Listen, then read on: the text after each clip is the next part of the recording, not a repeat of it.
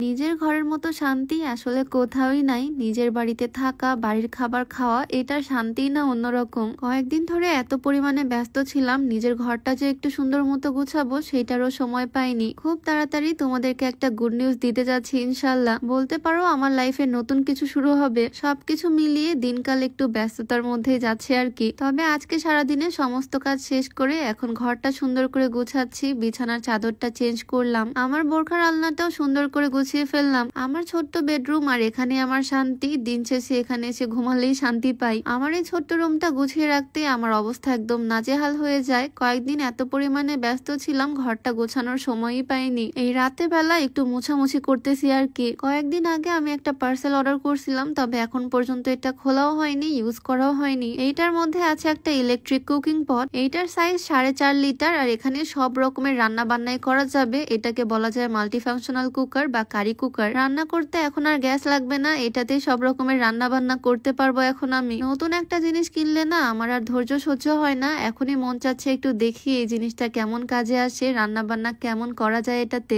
অনেকদিন ধরে তোমাদের সাথে রান্না বান্নার ভিডিও শেয়ার করি না, আসলে রান্না বান্না অনেকদিন ধরে আমি করতেছিই না। ফ্রিজে মুরগির মাংস ছিল, সেটাই ভাবলাম আজকে একটু রান্না করি নিজের স্টাইলে, আর কুকারটার উদ্বোধনও করে ফেলি। আমি একটা পেজ থেকে নিয়েছি এই কুকারটা, আর সেখানে লেখা ছিল সব রকমের সবজি, তরিতরকারি সবকিছু রান্না করা যাবে এখানে। তো ভাবলাম আমি মুরগির মাংসই রান্না করি, খুব সহজেই হয়ে যাবে। তবে আজকে মাংসটা আমি একদম নিজের স্টাইলে রান্না করব। রান্না বান্না মানেই তো একটা আর্ট, আর আমার বিভিন্ন রকম স্টাইলে রান্না করতে খুব ভাল লাগে। মনে হয় এক একদিন এক এক রকম ভাবে ট্রাই করব, দেখবো কেমন হয়। যে কোনো মাংস রান্না করতে গেলেই তো সব সময় আগে মশলাটাকে কষিয়ে নেই। তবে আজকে আমি করতে যাচ্ছি একদম এক্সপেরিমেন্টাল একটা রান্না, যেরকম রান্না আমি কোনোদিনও করিনি। তবে আমার বিশ্বাস আছে আমার রান্না খারাপ হবে না, ইনশাল্লাহ ভালোই হবে। এখানে আমি এখন পর্যন্ত লবণ, হলুদ, মরিচ কিছুই অ্যাড করিনি, জাস্ট পেঁয়াজের মধ্যে বাটা মশলা দিয়েছি, আর এখন মাংসের টুকরাগুলো দিয়ে দিচ্ছি। মাংসের টুকরাগুলো দিয়ে এখন ভালোভাবে পেঁয়াজ আর মশলার সাথে মাখিয়ে নিচ্ছি। আমি তো এক্সপেরিমেন্টাল রান্না করতেছি, মানে আজকে আমার রান্না করার মেইন উদ্দেশ্যই হচ্ছে এই কুকারটা কেমন কাজ করে সেইটা দেখা। আর মাশাআল্লাহ কুকারটা এত ভালো কাজ করতেছে।